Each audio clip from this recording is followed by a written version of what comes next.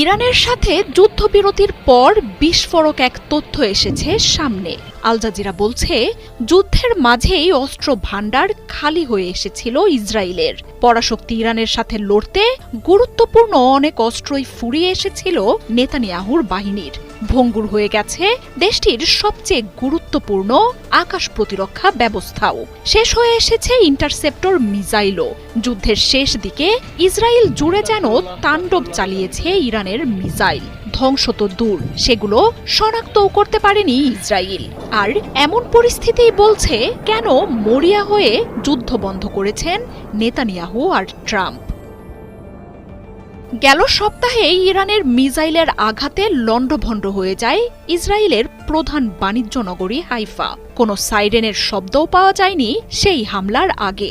এই নিয়ে যখন তোলপাড় চলছে ইসরায়েলে, তখন জানানো হয় মিসাইলের উপস্থিতি টেরই পায়নি আকাশ প্রতিরক্ষা। শুধু হাইফাই নয়, যুদ্ধের শেষ দিনেও 6 দফায় মিসাইল ছোড়া হয় ইসরায়েলে। প্রতিটি ক্ষেপণাস্ত্রই ইসরায়েলের অভ্যন্তরে অব্যর্থ আঘাত হানে।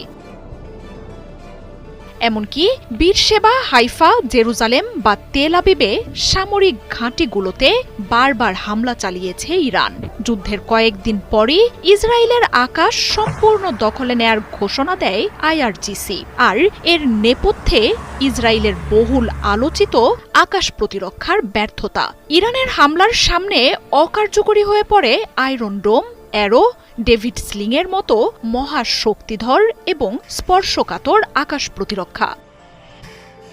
লেবানন বা গাজা থেকে ছুটে আসা রকেট ঠেকাতে ইসরায়েল নিজেদের কয়েক স্তরের এই নিরাপত্তার উপর নির্ভর করে এসেছে। এসব রকেট ঠেকিয়ে বিশ্বের সামনে এমন ধারণা নেতানিয়াহু তৈরি করেছিলেন যে ইসরায়েলের আকাশ প্রতিরক্ষা অপরাজেয় এবং দুর্ভেদ্য।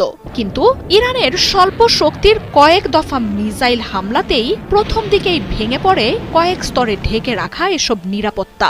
জানা যায়, মিসাইল ঠেকাতে শনাক্তকারী ক্ষেপণাস্ত্রই ফুরিয়ে এসেছে ইসরায়েলের ভাণ্ডারে। এছাড়াও মিসাইল শনাক্তের হারেও ধস নামে ইসরায়েলের। নেতানিয়াহুর দেশটিতে হামলা ঠেকাতে মধ্যপ্রাচ্যে থাকা আকাশ প্রতিরক্ষাকে নিয়োগ করেছিল যুক্তরাষ্ট্র।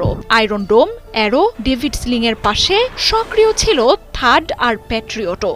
এত কিছুর পরও ইরানের মিসাইল ঠেকাতে না পারায় ইসরায়েলের ধ্বংস ঠেকাতে মরিয়া হয়ে যুদ্ধবিরতিতে আসেন নেতানিয়াহু ও ট্রাম্প।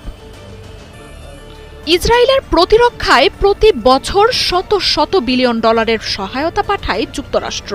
আঞ্চলিক কম শক্তির সাথে লড়াইয়ে জড়ানো